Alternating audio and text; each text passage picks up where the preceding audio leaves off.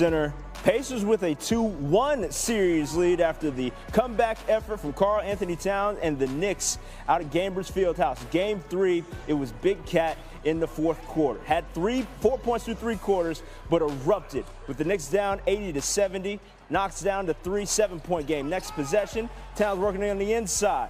Brings them down to 7 again. 2 possessions later, the big fella to the cup with the left hand.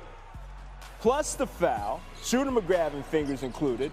Knicks down 3. Later in the fourth, Knicks down 4. Cat knocks it down to a 1-point lead for the Pacers. And the next possession, it's Karl-Anthony Towns cutting and throwing it down. Take that charge if you want to, Andrew Nembhard. I would want no parts of it. Knicks take a 2-point lead after the made free throw. Little over 5 minutes to play in the fourth. Step back 3. Said he's the best shooting big man the world had ever seen, and this is part of that resume.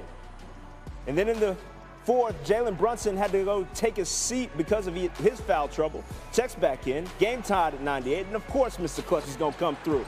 Float game always proper. Knicks come back to win 106-100. Josh Hart on the big fella, spearheading the comeback effort post-game. I think he made a couple tough shots. He showed his ability to get to the rim, his ability to post up, his ability to space the floor. He's a tough matchup. I feel like for anybody in the league, and when he has it going like that, it's great for us because it opens up so many things. I think we even had some back cuts that we probably didn't connect on, but they were open. We need that aggression from him all the time, offensively, and when he does that, it also bleeds into the defense. New York took game 3 to get right back into this series, and they may have received a little help from the racing world in the process. Tonight was the 4th time in Pacers history that they hosted a playoff game on the same day as the Indy 500, and in all 4 of those instances, the Pacers caught an L. And for the Knicks, Cat had as many points in the fourth quarter as the Pacers. He got going, and when he got it going, it was no stopping. Or I meant to say he got it going in the fourth quarter, not the third. But he did hit a couple of big buckets that got them going. Josh Hart, 10 points, 8 rebounds, 4 assists. His first game coming off the bench because they started Mitchell Robinson. They went with a big lineup. Another 20-point comeback from the Knicks. The Knicks have the most 20-point comebacks, 3 in a single postseason since 1998. JR, I know you watched this game very, very closely. And it looked like the Pacers were in control, about to take a commanding lead, 3-0. Everything was going inside, outside. They were running, getting out in transition. Obviously, that's what they want to do, make or miss. They want to get out in transition. What did the Knicks do, or what didn't the Pacers do to cause the outcome to be what it became at the end of the game? Well, personally, I think it was more about what the Pacers didn't do. Obviously, Towns made some big shots, in the fourth, but it just seemed like, towards the end of the second quarter, they took their foot off the gas and they came out in the second half and they didn't have the same energy. I mean, you look at the game, the building wasn't even as ignited as it was in the first half because the energy was low. So, the thing that I look at when I look at this game is what is the best players doing? Tyrese Halliburton, he has to take over the games, right? When you see your team struggling and you see that, the offense isn't flowing as well, I think he tends to take the back seat a little too much and like that. So he has to do a better job on saying, hey, this is my team.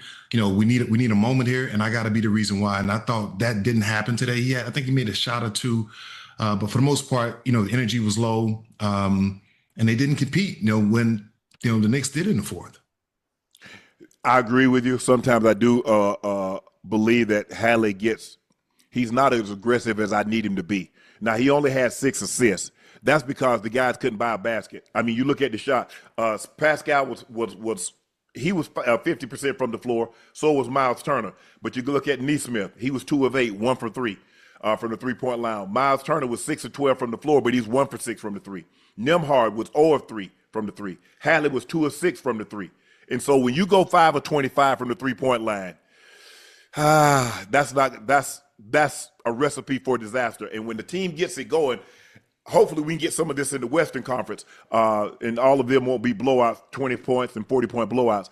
But I thought the Knicks that second quarter, the end of the second quarter, that last 3 minutes, Jermaine, I thought that was big for them because they could have went the other way. Instead of being down 13, they could have been down 33. And now maybe we're having a different discussion. But give those guys credit. You're on the road. You're in a hostile environment. You've already lost 2 home games. They banded together. They believed in themselves, and they made plays when they absolutely had to make plays. And you know, Jalen Brunson is going to have his hand all over it. He's going to find a way to get to the free throw line. That's just the way he is. And I would have wished they probably should have employed the hacker Robinson earlier. You know, I fouled him once I see the momentum starting slipping. Yeah. No, you got to go to the free throw line and make those shots. Ocho, you watching this game and you see the Knicks come back from 20 points down. Yeah. And win this ball game. What did you like about the Knicks' resilience on the road? Listen, I like the fact that they kept fighting, huh? I like the fact that they kept fighting.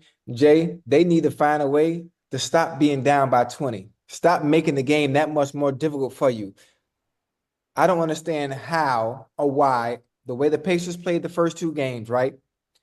Why not do what you did tonight, the previous 2 games you played before? For when you were playing at home, you had the advantage. Now you play a much better game, even though you're down by 20. You play a much better game, and you're playing away in a hostile environment. And then I think the key to the game also was when you, not only were you down by 20, but to be able to come back into the game. Were they able to do the last, 5 or 6 minutes of the fourth quarter? Halliburton missed a step back. The sequence where I think it was maybe 3 minutes and 16 seconds on the clock, where the Pacers, they had nothing but 6 points with multiple possessions at that. And I think it was in that matter, in that fact, in that instance in general, where the Knicks took advantage. That goddamn Jalen Brunson, hey, I'll keep something nice. People might get to that free throw line. He might struggle from the floor, but he gonna find a way, J.O., to get to the free throw line. Well, I'm gonna tell y'all, it was a key moment in this game. You know, let's put aside what the Pacers didn't do and lean more on what the Knicks did, and it started to me from the coaching side, right? Okay. You go back to game 1, the Knicks went on a run. They were up 17. Thibodeau makes a sub. Right. Sometimes when the team is rolling, the very best player doesn't necessarily have to be a part of that because you can sub and stop the flow of the game. Right. You fast forward to tonight, right, where the group that he had in there, they actually did a really good job on cutting it, and he stretched that group out to a point where they cut it to, I think, 3 or possibly even 2. And then when he needed to bring him, I think he brought Brunson back with like 2 minutes and 20 seconds to go in the game. So I thought the coaching part of it was a lot better tonight when it comes to this chess game, which we see in the playoffs. And plus, give Tibbs credit. He went with a big lineup tonight. Mm-hmm. He started Mitchell Robinson. He went with Cat because Mitchell Robinson gives them extra possessions. And so that's what we need. We need more than one possession. And so you know what? Say, Mitch, we're going to lean on you tonight. We're going to play 29 minutes. He played 29 minutes. I thought he was sensational. Brought Josh Hart off the bench. And I thought, when you get it rolling like that, it's hard to break up momentum like that. Because if you look at the second quarter, he let Carlisle, he let him go. Mm-hmm. Those was not his regular guys in there. He let them go. Yeah. And I thought the Knicks took advantage of that. They ended up clawing it back and getting it down to 13. I thought McBride came in and made a couple of big shots. He had a big-time 3. He had a big-time pull-up. He's doing a little thing. He's a very good defender. If you look at it, Ocho, we've been talking about this. They normally play 7 guys. They played 9 tonight. Played 9 tonight. Landry Shamet got 11 minutes. Darrell Wright got 13 minutes. Josh Hart played, he normally plays a little more minutes, but he came off the bench. He played 34, and McBride gave you 15. Hey, J.O., hey, you say Halliburton, especially in I call it pressure situations, at the end of that game, you say Halliburton should take over. But if you look at what the Knicks were doing, the Knicks was doubling Halliburton on all high screens and forcing the ball really out of his hands and leaving the onus of someone else on that team to have to shoot or get their points from somewhere else. And they wasn't hitting. Siakam turned the ball over. Yeah, they didn't. I mean, the offense didn't flow very well. So I agree with you. They did. And again, it's a chess match right now, right? They're going back and forth. They're trying to take the ball out of certain people's hands. But the difference that I saw tonight early in the game, I think the first half, the Pacers bench outscored the Knicks bench, I think 22-7. And the second half, the Knicks was a plus, I think 15 or 16. So the flow of the game was a lot different for the Pacers early. I thought the Pacers got a lot more stagnated, in the second half. And Ocho, to go back to what you were saying, what makes Halliburton really, really good is when they're moving that ball, swinging that ball, he catching the ball, on a live pass, and he's going downhill. Well, the second half, you look at the second half, it was super stagnated. They got bumped up against the shot clock a lot, and the ball didn't necessarily end up in the right people's hand at the right time. Right. Yeah, I thought he held on to the ball. The ball stuck a little bit too long in his hands tonight, J.O. Yep. I like when Halliburton, when they're getting make or miss, getting the ball off the rim, and they're pushing tempo. That's when they're at their absolute best. And it doesn't matter if Hallie has it, if Nembhard, Neesmith, it does not matter who, Mathurin, it doesn't matter. They're looking to push tempo. That's when they're at their best, is when they're getting up and down. I thought Hallie did a little bit too much dribbling tonight. I thought he was, he wasn't like, I'm going to go to the basket now, let me back it out again. And now he's getting off the ball at 10 seconds. Now, hey, don't nobody, because it's really, when you really look at it, who's really looking to take somebody off the bounce? Siakam. Everything else is really set up by Halliburton doing a great job of getting penetration. They played a lot of pick and roll, like to get in the high pick and roll with Miles Turner. He can roll to the basket, or he can hit the pick and pop. But I thought Hallie might have held on to the ball just a tad too much. But he had some guys that had some good looks at the basket tonight, J.O. They just didn't go down for him. 5 of 25 is not near. Well, clearly that's not good enough when you're shooting 20% from the floor, from the 3-point line. But when you play it, you got to win this game. You're at home. You done stole 2 games on the road. You got to win the first game back, J.O. And it happened to him against Cleveland. Remember, Cleveland did the same thing to him. They take the first 2 games in Cleveland. They come in there, they get. But Cleveland took the game from the tip. And I look at this guy and say, damn, man, the Pacers about to go up 3-0 on the Knicks. Right. About to go up 3-0. And then I'm like, hey, y'all getting real sloppy with this basketball now. There's still 2.5 quarters to go now. Hey, don't let this thing slip away. And then they cut it right. They cut it right before the half. They got it down to 13. And I think the Knicks were thinking, we got it manageable now. Yeah. We got it manageable. If we come out, Ocho, we come out and hit 2 threes, hey, this thing under 10. And we was down 20 just 5 minutes ago. Hey, they got to find a way to stop being down in such a deficit. Having to crawl back and fight back from 20. I understand the game of basketball is all about it's a game of runs, but make it easy on yourself. Don't make every game where, okay, now we got to do everything. You got to be damn near perfect and hope the momentum shifts in your favor. Outside of that, I mean, listen, the Knicks bench played really well. It was ugly. Josh, McBride, Robinson. Listen, they weren't flashy, but they outplayed Indiana's second unit. And if they can have another game like that, when they play again, Tuesday. If they can have another game like that, especially the bench, we know what the starters are gonna do. They have another game like this and tie this series up, it can become interesting again. Because if they had lost a nice game, it was over. I really think the series was over. Oh, it was over. It was definitely over, Jay, if they had lost this game. 100%. I think the thing where I'm struggling as a former player, when I look at these playoffs, and you see it a lot, throughout the season, time and possession is not a thing anymore in the NBA. No. Right, especially in the playoffs where everything comes down to possessions. Right, I'm watching more and more threes be launched, and it almost creates bad threes. It creates rhythm for other teams getting it, and they're gone. And that's the thing where I'm struggling with a little bit. I mean, you go back to the first game with the Knicks, and again, I'm happy that that we up 2-1.